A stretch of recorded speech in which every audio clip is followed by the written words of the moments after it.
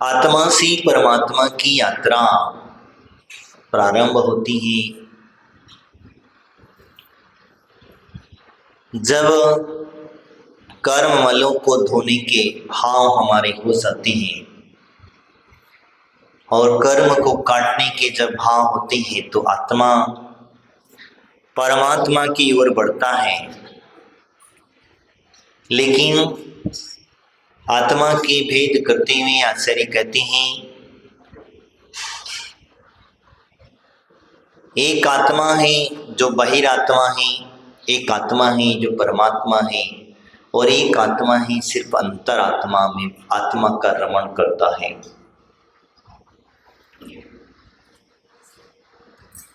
क्योंकि ये भव्य जीवों को संबोधन देते हुए कहा कि बहिरात्मा बहुविना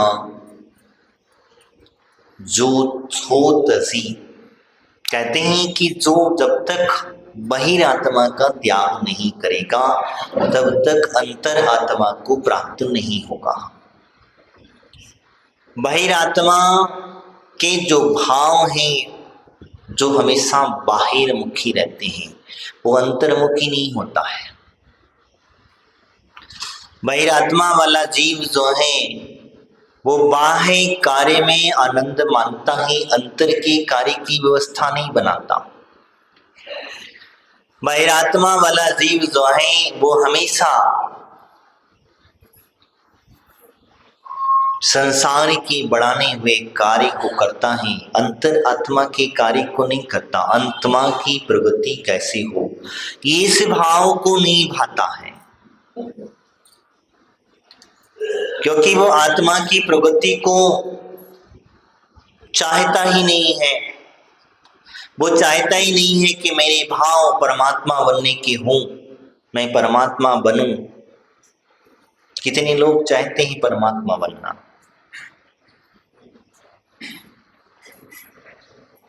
परमात्मा बनने के भाव होना चाहिए। तो परमात्मा बनने की यात्रा अंतरात्मा से होती है।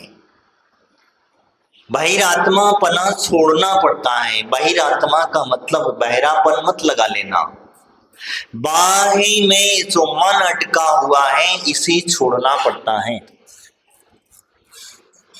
अगर हम विचार करें, सोचें कि बहिरात्मा पने पर बने रहें और अंतरात्मा को प्राप्त कर ले, आत्मा का तत्व प्राप्त कर ले, तो संभव नहीं है। बहिरात्मा है क्या चीज ये समझ करके लेना। हमारा मुख बाहर, बाहर का मतलब होता है शरीर। हमारा बाहर का मतलब होता है जो जितनी भी द्रव्य हैं इनके प्रति आकर्षण होना, ये बहिरात्मा के लक्षण हैं। अंतरात्मा के लक्षण वो क्षण क्षण अंतर आत्मा अंतर्मुखी होता है। वो पूजा भी फेर कर रहा है तब भी अंतर्मुखी होकर के कर रहा है, माला भी फेर रहा है तब भी अंतर्मुखी होकर के कर रहा है, और जब स्वाध्याय भी करता है या गुरु सेवा आदि करता है तो वो अंतर्मुखी होकर के करता है, बाहिरमुखी होकर के नहीं करता। बाहिरमुखी की क्रिया बस माला सरक रही है। समझ में आया? माला सिर्फ गिन रहा है लेकिन उसके अंतर के भाव कहीं एकत्र तो नहीं हो पाते हैं। और माला जब गिन रहा है तो माला कैसे गिनता है आप जानते? माला का विषय आया तो एक घटना याद आई, बड़े सुंदर सी घटना, समझ बहुत पहले पड़ी थी। एक बार एक बुजुर्ग अम्मा मंदिर में माला फेर रही थी और माला फेर रही थी तो बड़ी आंखें बंद थी और एकदम स्ट्रेट शरीर, एकदम शरीर में कोई भी हलचल नहीं, कुछ भी नहीं, और माला बड़ी शांत परिणाम से फिर रही थी। फिरते फिरते सुबह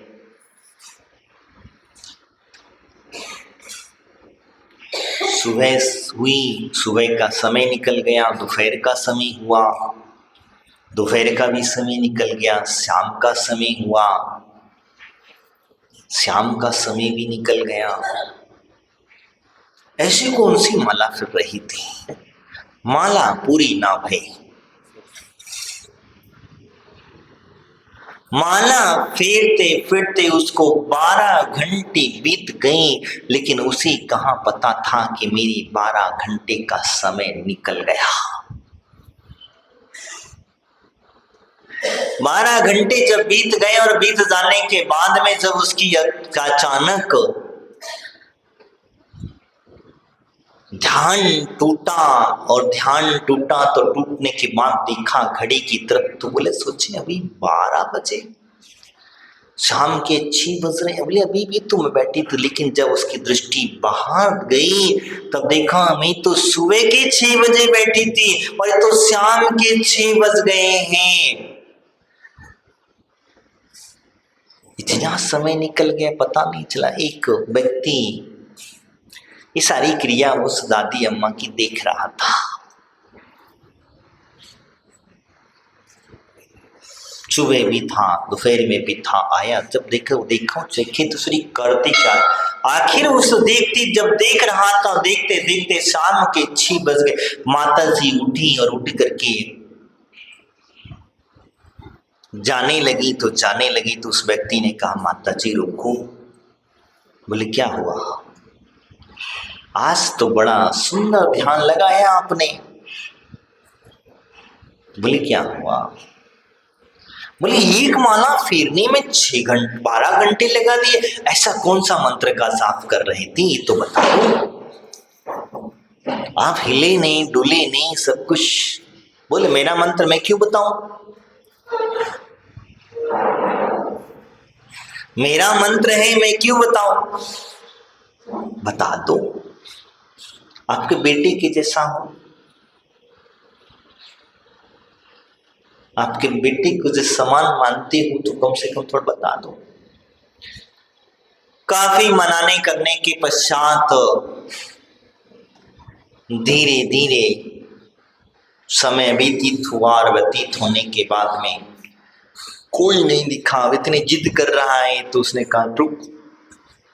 आसपास में देखा, बाहर देखा, कोई है तो नहीं, सुन तो नहीं रहा।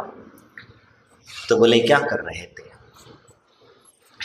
बोले माला फेर रहे थे। नहीं, कौन से मंत्र का जाप कर? बोले मंत्र वो था, महीने भर का घर का हिसाब लगा रहे थे।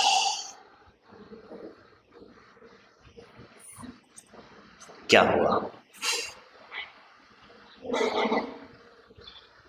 उस माला के गिनते गिनते महीने भर का घर का हिसाब लगा रही थी कि एक महीने में कहाँ कितने कितने खर्चा हुए, कितने आए, कितने गए, कितने किसको कितना दिया, किसको कितना दिया, ये सारा हिसाब लगा रही थी। वो माला सरक रही थी कि हिसाब सरक रहा था? ये बताओ।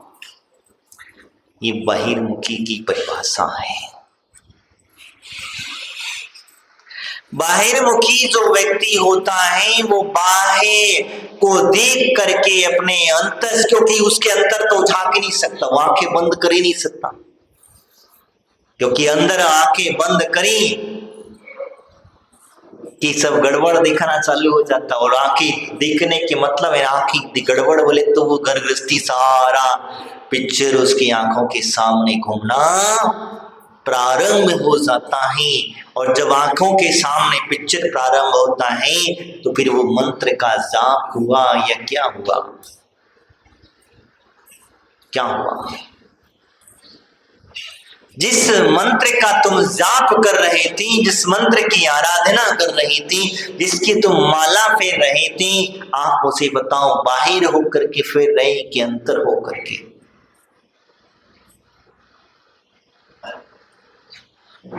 आपकी माला फेरते समय आपका ध्यान आपके अंतर बैठे हुए उस परमात्मा के प्रति होना चाहिए, ना कि इधर उधर कौन आ रहा है, कौन जा रहा है, कौन कैसी पूजा कर रहा है, कौन किस तरीके से बैठा है, कौन किस तरीके से चर्चा कर रहा है। उस आपका ध्यान उस अंतर आत्मा की ओर होना चाहिए और हमारा लक्ष्य ये होना चाहिए कि हम अंतर आत्मा को देखने का पुरुषार्थ करें, उसको अनुभव करने का पुरुषार्थ करें, उसे महसूस करने के भाव रखें, तब तो अंतर आत्मा की यात्रा तुम्हारी प्रारंभ हो जाएगी। अन्यथा बाहर की क्रियाएं हैं, करते रहो, क्या होगा? बाहर की क्रियाएं करते रहो, भेजते रहो, घुमाते रहो, मालाएं तोड़ते रहो, कितनी तोड़ना है उतनी तोड़ दो।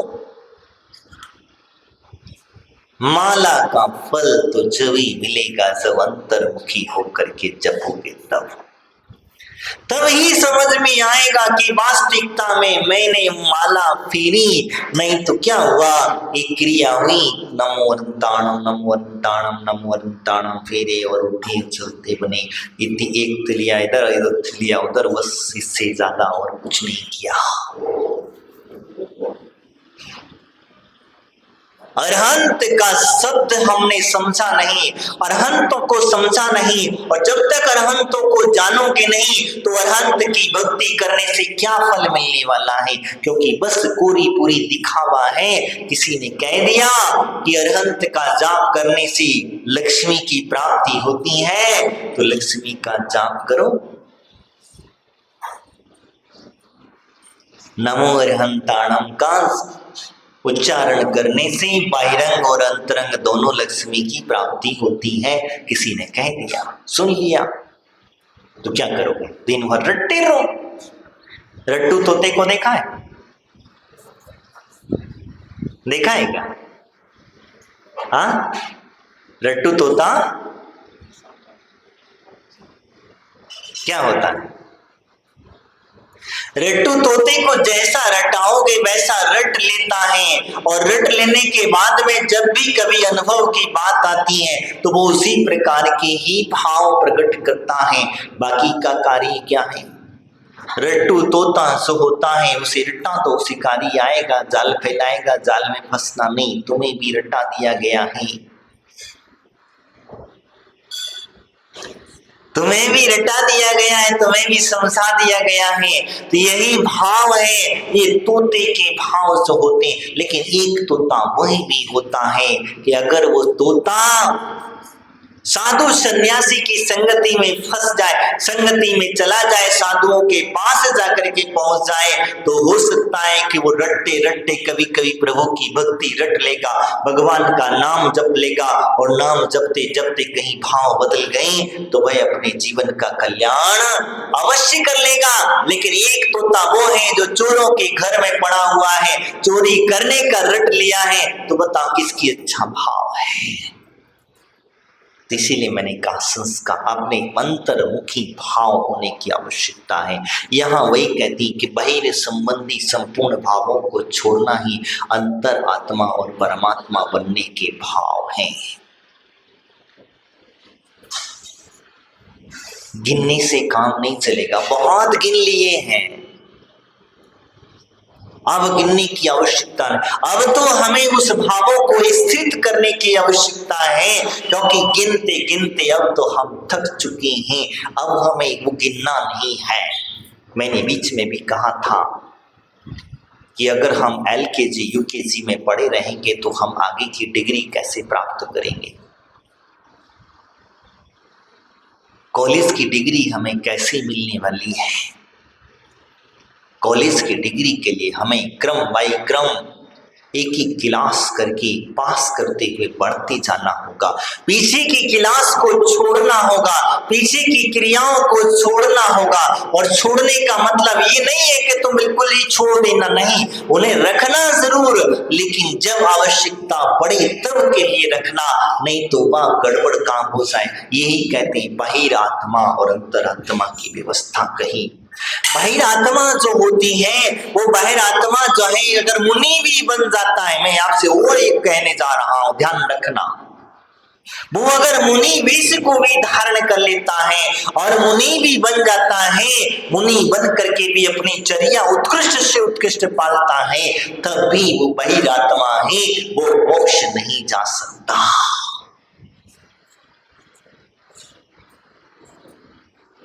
बहिरात्मा अधिक से अधिक ग्रीवक तक पहुंच सकता है, 16वीं स्वर्ग से ऊपर व्यवस्था में पहुंच सकता है, लेकिन वह मोक्ष की प्राप्ति नहीं कर सकता। बताओ, मुनि बन गया तब भी, साधु बन गया, चर्या का पालन निर्वाह कर रहा है, तभी वह अंतर, क्योंकि जब तक अंतर्मुखी नहीं होगी तब तक बहिर की क्रियाएं करते रहो, कुछ मिलने वाला नहीं है। बाहर से शरीर को रगड़ते रहो, साफ करते रहो, स्वच्छ करते रहो, क्या अंतर बैठा हुआ, अंतर में भरा हुआ मल साफ हो पाएगा?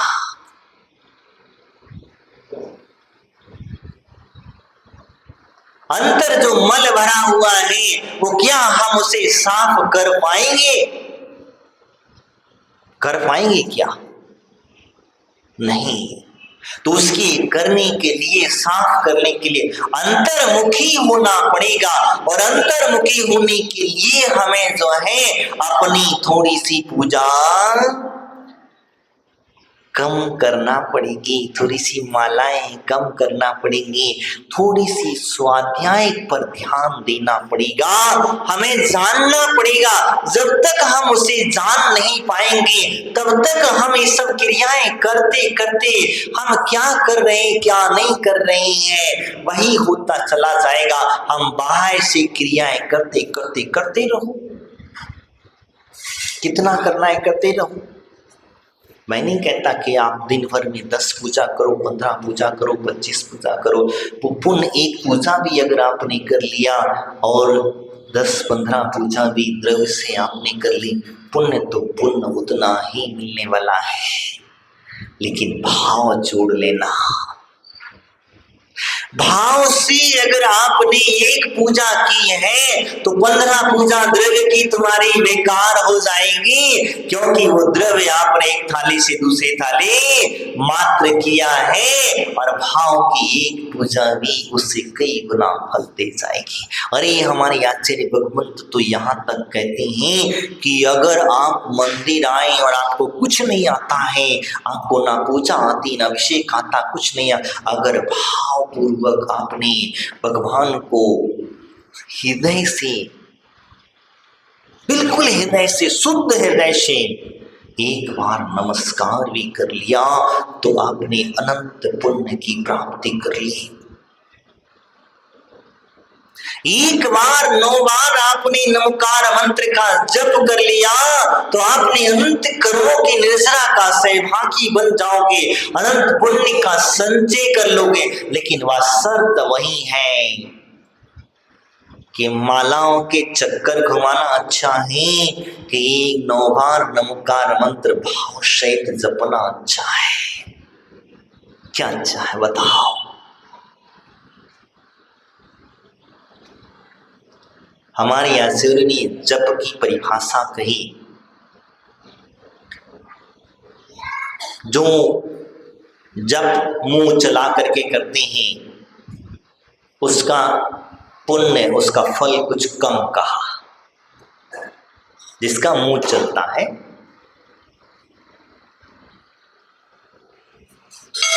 और जिस व्यक्ति ज्यादा बोल करके किसी मंत्रों का उच्चारण करता है, जप करता है, उसका थोड़ा और ज्यादा कम मिलता है। लेकिन जो व्यक्ति मानसिक पूर्वक जाप करता है, मुंह तो बंद है, देखना, ध्यान रखना, एक और मैं बता रहा हूं, मुंह तो बंद है लेकिन मुंह में अंदर जिह्वा चल रही है, अभी भी पूरा नहीं मिला है। मुख बंद है, जिह्वा चल रही है, अभी भी फल पूरा नहीं मिला है। इसमें थोड़ा सा कम हो गया, और ज्यादा हमें 50% मिल जाएगा। लेकिन जब पूरा फल चाहिए तो ना जिह्वा चले ना मुख चले,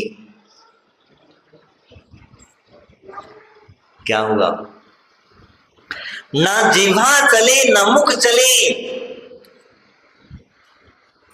और मंत्र का जाप हो जाए, फिर देखना उसका मजा।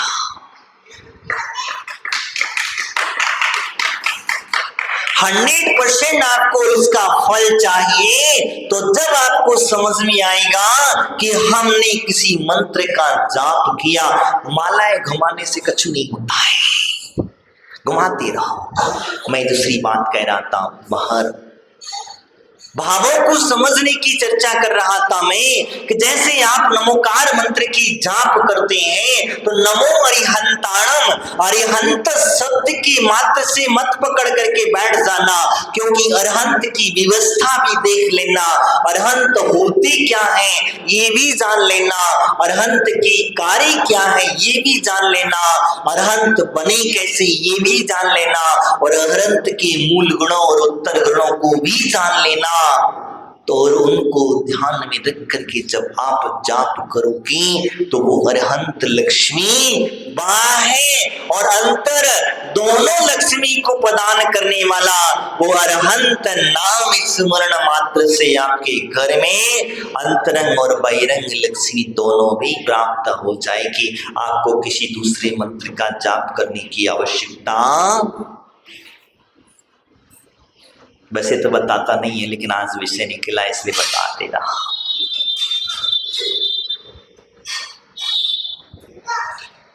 अगर आपको वास्तविकता लक्ष्मी चाहिए तो लक्ष्मी का जाप करने से लक्ष्मी नहीं आएगी,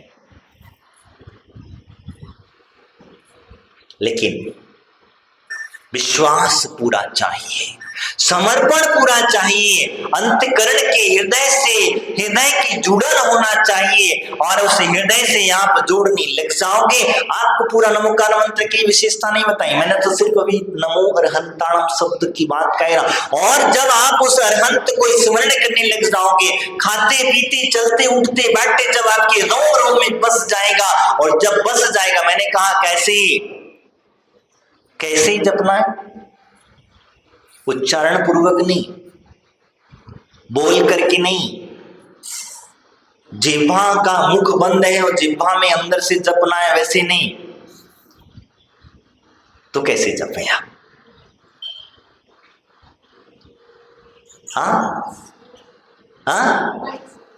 मन से जपे, और मन से जपे हुए, मन से विचारे हुए कार्य जो होते हैं वही कार्य हमारे जल्दी सफल हो जाते हैं। एक मन की व्यवस्था है मैं जो आपसे कह रहा हूं, क्योंकि मन में कोई बात आ जाती है और कभी कभी शुद्ध हृदय से शुद्ध मन से आपके मन में विचार आ गया कि आज मुझे ये कार्य करना है, और जब कर रहे हैं तो वो कार्य आपका तुरंत सफल हो जाएगा। आज मुझे इतनी की आवश्यकता है, मैं आपसे जो कह रहा हूं सुन लेना भी मेरी बात को। अगर आपके हृदय में शुद्धता रही, अगर आपका हृदय बिल्कुल शून्य हो चुका है, और जब मैंने जिस विधि से मैं आपको बता रहा, मैं आपको गारंटी के साथ कहता हूं कि आपने सिर्फ विचार करना, मन में सिर्फ सोचना, और सोचा हुआ कार्य आपका 100% सफल होगा, इस बात का निश्चित लिख लेना। विधि मैंने बताया आपको, एक उदाहरण मैं आपको बताता हूं। एक व्यक्ति था, उसने विचार किया, गरीबी हालत में चल रहा था, संपर्क में आया हमारे पास और गुरुजी के पास ले जा करके हमने उसको खड़ा कर दिया। बड़ा परेशान था, और इतना परेशान था, हकीकत बता रहा हूं मैं, बहुत ज्यादा परेशान, इतना परेशान था कि बेचारा खाने की लाले थी उसके। गुरुजी के पास पहुंच गए, ले जाकर के वो मेरे से आके मिला मुझसे, मैंने गुरुजी के पास ले जाकर के खड़ा कर दिया। मैंने कहा गुरुजी से जो कुछ देंगे तो गुरुजी देंगे, आशीर्वाद देंगे, वही, मेरे पास कुछ नहीं है, मैंने तो तुम्हें विधि बता दी, अब ले लो इनसे आशीर्वाद। तो गुरुजी से कहा, गुरुजी से कुछ नहीं कहा उसने, बस पता नहीं क्या गुरुजी। मैंने बीच में भी आप लोगों से कहा, हमारे गुरुदेव के अंदर में एक दिव्य इतनी बड़ी शक्ति थी, वो सामने वाले व्यक्ति के मन की बात को जान लेते, लेकिन बताते कभी नहीं थे। ये उनके अंदर की शक्ति थी, वो बताते कभी नहीं थे। कभी कैसे अगर बताना चाहते तो फिर पूरे भारतवर्ष में अभी तो उनके पीछे लोग लाइन लगी होती। उन्होंने कभी बताया नहीं किसी से, उन्होंने जान लिया कि ये व्यक्ति किस लिए आया और किस काम के लिए आया, क्यों है। परिस्थिति देखिए, उसका पुण्य कर्म का उदय था और सबसे बड़ी विस्तार। मैं आपको जो बताने जा रहा हूं, बात को ध्यान से समझना। उन्होंने बस इतना ही कहा कि तुम जिस मंत्र का जाप करने जा रहे हो, उस मंत्र को हृदय से जाप कर लेना, हृदय से जाप कर लेना और अपना संकल्प कर लेना कि मुझे इतने दिन में इतनी चीज चाहिए। चाहिए तो चाहिए, कहां से आएगी कैसे आएगी देखा अनवर का। उसने वही किया, उसने एक कागज पर लिखा, जहां वो सोता था ऊपर छत के ऊपर एक दीवार पर, छत के ऊपर उसने बड़े अक्षरों में वो लिख करके वो भी जो भी उसकी विश थी, जो भी इच्छा थी, उसने वो चिपका दी। क्या करा वो, उसने चिपका दी। और चिपका देने के बाद में आप नहीं मानोगे 30 दिन का टाइम दिया। कितने दिन का? 30 दिन का उसने टाइम दिया कि 30 दिन के अंदर अंदर में मुझे ये चीज चाहिए, यानी चाहिए। उसका बिजनेस ठप हो गया था और 1 महीने का टर्नओवर मुझे इतना चाहिए।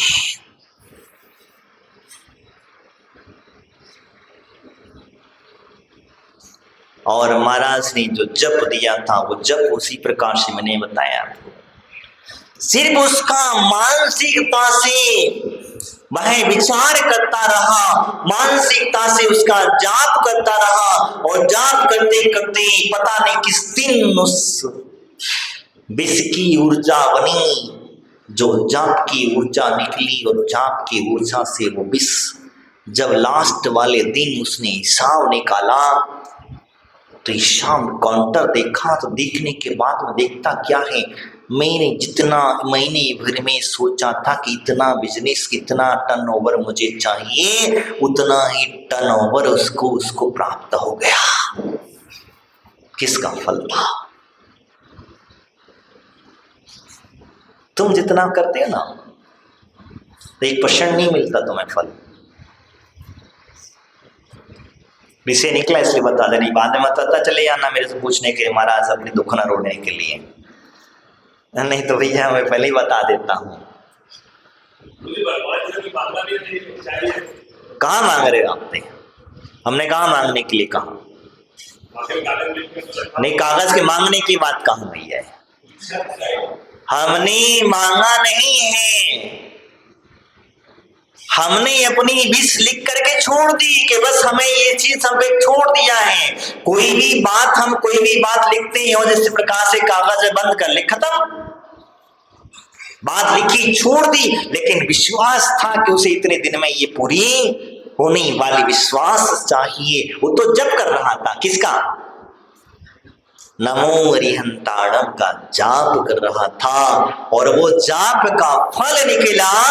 यही कारण होता है। तो मैंने कहा ऐसे कई चमत्कार हैं जिन चमत्कारों के बारे में आपको कहीं समझ नहीं पाते हैं, लेकिन हमें हमारे अंतर मुखी होना पड़ेगा। मैंने बाद में फिर कहता हूं, क्योंकि हम अभी तक बाहर मुखी होकर के हम सब बाहर से चाहते हैं कोई हमें दे दे जादू की पुड़िया, जल्दी हमारा काम हो जाए, हमें मेहनत ना करना पड़ी, तो संभव नहीं है। कर्म सिद्धांत ये कहता है कि किसी के भाग्य के कर्म जो है वो कर्म उसके स्वयं को काटना ही पड़ेगा। शुभ कर्म किए या शुभ कर्म किए हैं, चाहे मैं लाख चाहूं तुम्हें कितना भी कुछ भी दे दूं, लेकिन तब तुम्हारे कर्म को काट नहीं सकता। तुम्हें तुम्हारे कर्म तो तुमको ही काटना पड़ेंगे और काटने की विधि मैंने आपको बताई। इसीलिए मैंने आपसे कहा कि नमो अरिहंताणम शब्द जपो। मैं नहीं कहता हूं आप मालाएं फेरते हो, आपकी मालाओं का 1% भी फल आपको नहीं मिलता। आप जो पूजाएं करते हैं इन पूजाओं का 1% भी फल तुम्हें प्राप्त नहीं हो पाता है, 1% भी फल प्राप्त नहीं हो पाता। आप सिर्फ मात्र इधर से उधर, इधर से उधर। जैसे कबड्डी का खेल होता है ना, क्या होता है जानते हैं? बस वही खेल हम लोगों का चल रहा है।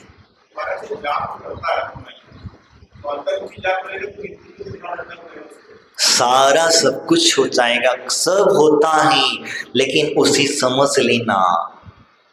अंतर्मुखी जाप करेगा तो गिनती भी होगी, उसके जाप भी होगा, उसे जिस तरीके से करना है वो सब कुछ करेगा। लेकिन मैंने जो कहा है अंतर्मुखी की व्यवस्था समझना, हम अभी भी नहीं समझ सके हैं।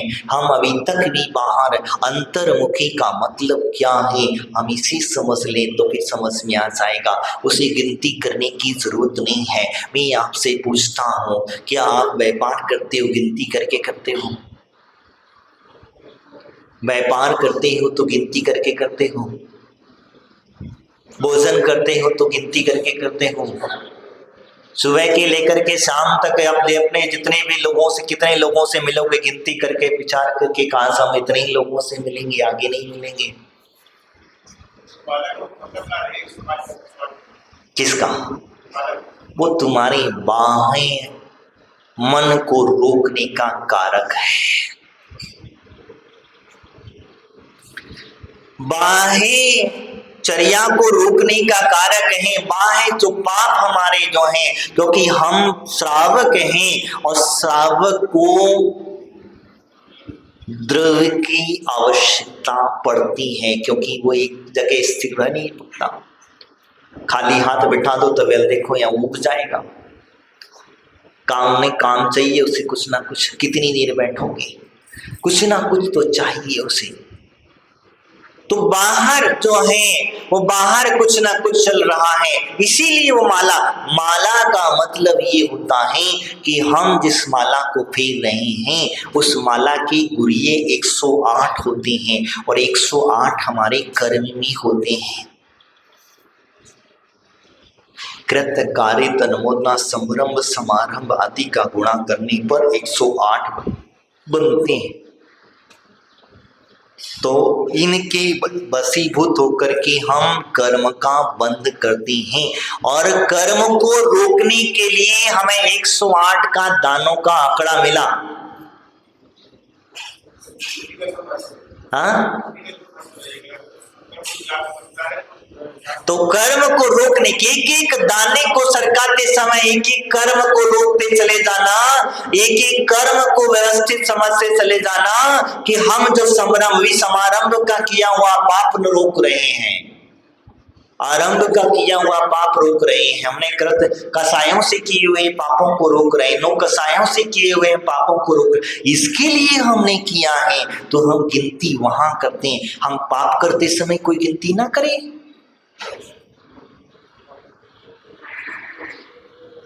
वो पाप कर्म की गिनती है, पुण्य कर्म की गिनती नहीं है। वो पुण्य कर्म की माला नहीं है, वो पाप कर्म की माला है। क्योंकि जिससे तुम अपने पाप कर्मों को रोक सको, पापों को रोकने के कार्य में सहभागी बन सके, ये उसकी माला है। पुण्य तो अपने आप मिल जाए। जब पाप रुक जाएगा तो पुण्य अपने आप बढ़ने लग जाएगा। स्वाभाविक क्रिया है। जब पाप रुकेगा तभी पुण्य बढ़ेगा, और जब तक पाप अगर तुम नहीं रोक पाओगे तो फिर हम पुण्य की बढ़ोतरी करते चले जाएंगे, तो पुण्य तो संभव है, बढ़ना नहीं है। क्योंकि पाप इतनी तीव्रता से बढ़ता है और पुण्य बड़ी धीरे धीरे चढ़ता है। तो कौन आगे चलेगा, पाप के पुण्य?